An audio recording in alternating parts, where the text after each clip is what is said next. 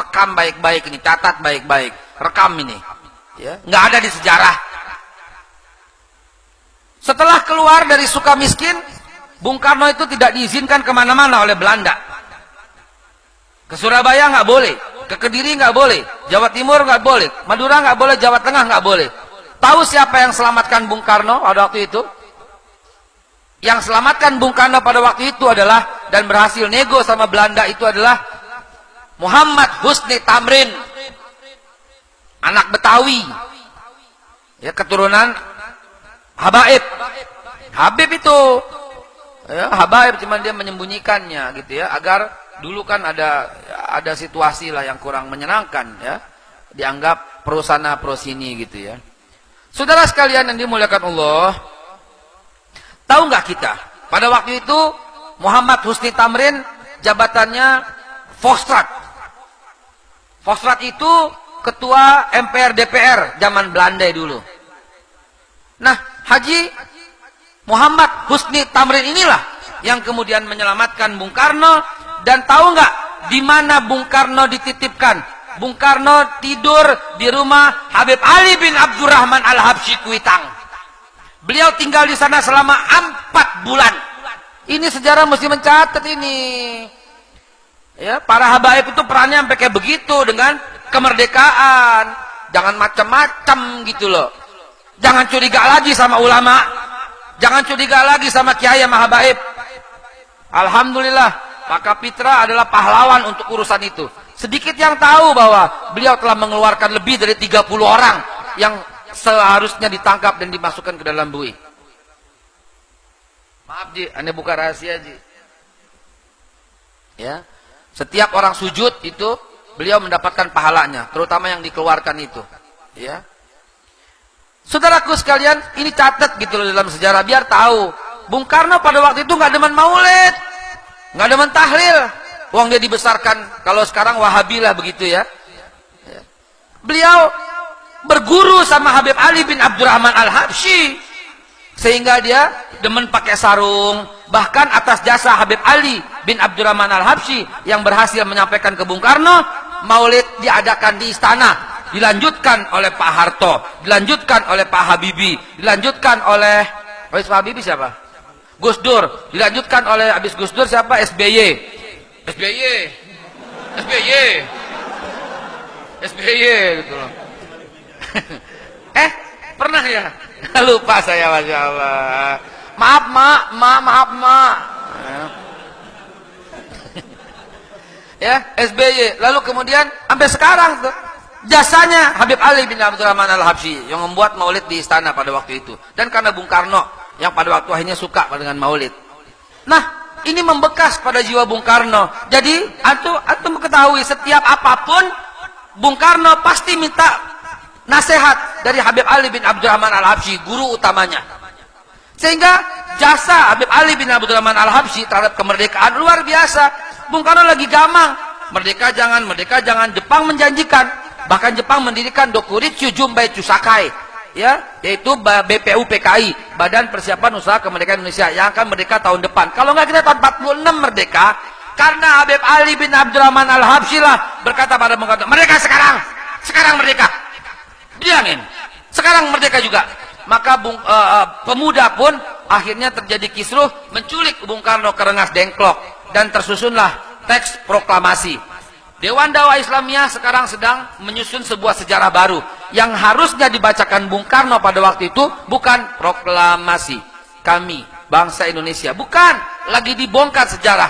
Harusnya Bung Karno mengucapkan teksnya itu bukan itu. Yang harusnya diucapkan adalah bahwa sesungguhnya kemerdekaan itu adalah hak segala bangsa.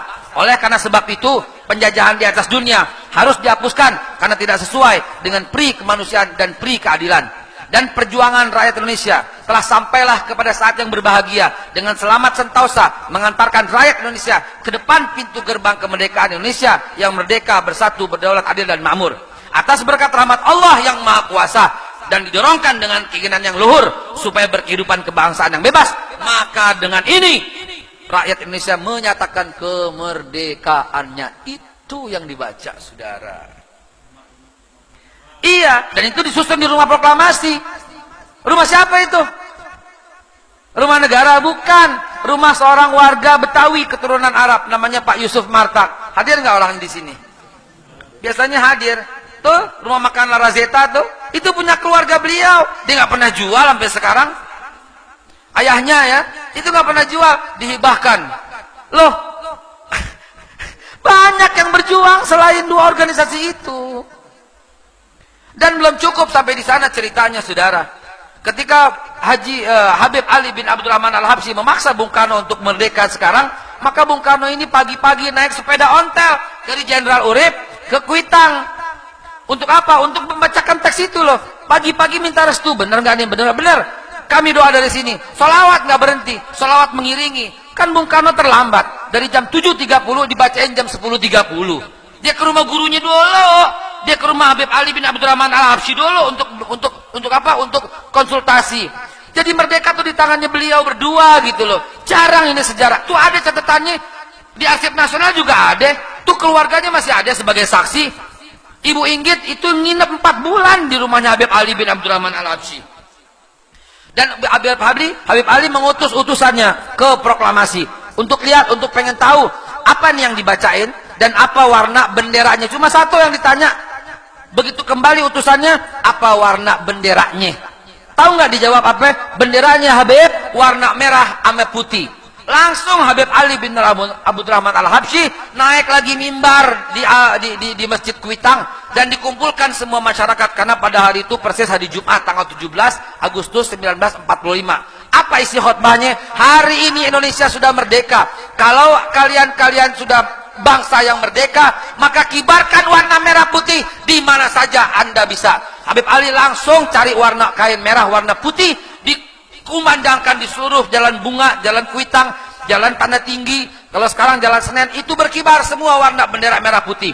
Dilihat sama Guru Mansur di Jembatan 5 dengar kabar, waduh udah merdeka, maka Guru Mansur cari warna bendera merah sama putih, kemudian diikat di masjidnya yang tinggi, warnanya bendera merah sama putih.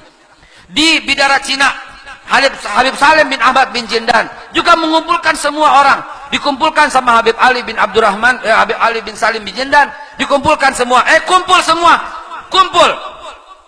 Sekarang kita udah merdeka, kita harus kibarkan warna bendera merah sama putih. Jadi warna bendera merah sama putih ada di dada para habaib, ada di dada para ulama, ada di dada para kiai. Jadi jangan curiga, kita cinta tanah air lebih cinta daripada orang-orang yang mengaku cinta Indonesia. Orang-orang yang mengaku cinta Indonesia, diam mulutnya 1000 bahasa. Ada orang Cina yang korupsi 35 triliun, tapi rajin nyinyir dengan cat Habib yang penuh fitnah. Tapi dengan mengumandangkan cinta Indonesia. Lo kalau cinta Indonesia, lo nyinyir dong. 35 triliun itu dibawa kabur. Sekarang DPO, itu yang mesti DPO. Habib dibikin DPO. Dicondet ada Habib Muhammad bin Ahmad Al-Haddad. Tempat kami belajar, tempat saya belajar alif bata sama beliau. Habib Muhammad bin Ahmad Al-Haddad kemudian tarik warna bendera merah putih, dikumpulkan semua masyarakat Condet dari mulai Kelurahan Cilitan sampai Balai Kambang, sampai Batu Ampar, sampai Kampung Gedong. Dulu namanya Kampung Gedong, sampai sekarang masih Kampung Gedong. Tuh ada saksinya tuh, dibakar sama Jepang pada waktu itu. Dikumpulkan semuanya. Habib Muhammad bin Ahmad Al-Haddad teriak, harus kibarkan warna bendera merah sama putih. Di Petojo ada Habib Ali bin Muhsin. Ini paling miskin, sangat miskin saudaraku.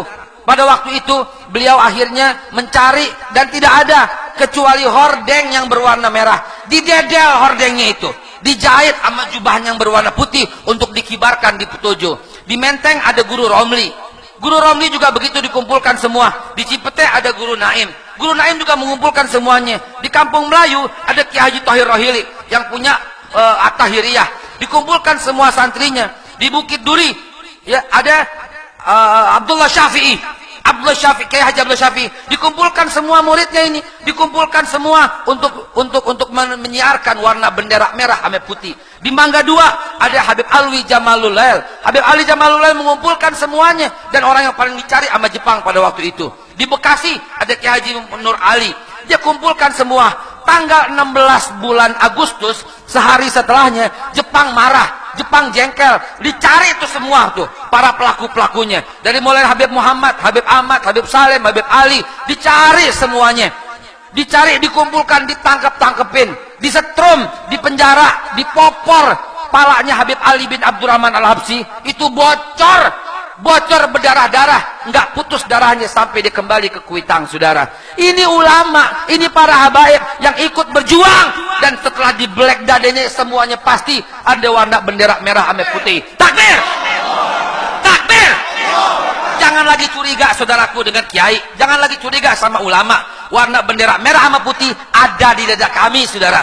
Sampai hayat di kandung badan kami paham, kami ngerti gitu loh, bahwa mempertahankan NKRI bagian daripada jihad. Hanya habaib, kiai, ulama dan umara pada zaman itulah yang mengumandangkan fatwa jihad untuk melawan Belanda dan Jepang. Yang lain tidak bersuara apapun. Silahkan coba cari mana ada suara dari mereka, saudaraku. Karena itu jangan lagi curiga sama ulama, jangan lagi curiga sama kiai, jangan lagi curiga sama habaib. Mereka adalah para pejuang, pahlawan tanpa tanda jasa. Kalau tidak ada mereka, kemungkinan besar kita belum merdeka, saudaraku. Karena itu, mulai sekarang jaga yang empat, kaki jadi kepala, kepala jadi kaki, nggak boleh lepas. Pertama, Al-Quranul Karim. Yang kedua, hadis Nabi SAW. Yang ketiga, sunnah sahabat-sahabat. Yang keempat, ulama. Ini yang Nabi pesan. Taraktu fikum amrayni lan tadillu ma tamassaktum bihima, kitabullah wa sunnatan nabi wa alaikum bisunnati usnatun khalafar rasyidin wal ulama warasatul anbiya. Selamat di kandung badan, insya Allah. Sudah waktunya kita langsung qomat, kita sholat isya berjamaah. Hadanallahu wa iyyakum ajmain. Billahi taufiq wal hidayah walafu minkum. Wassalamualaikum warahmatullahi wabarakatuh.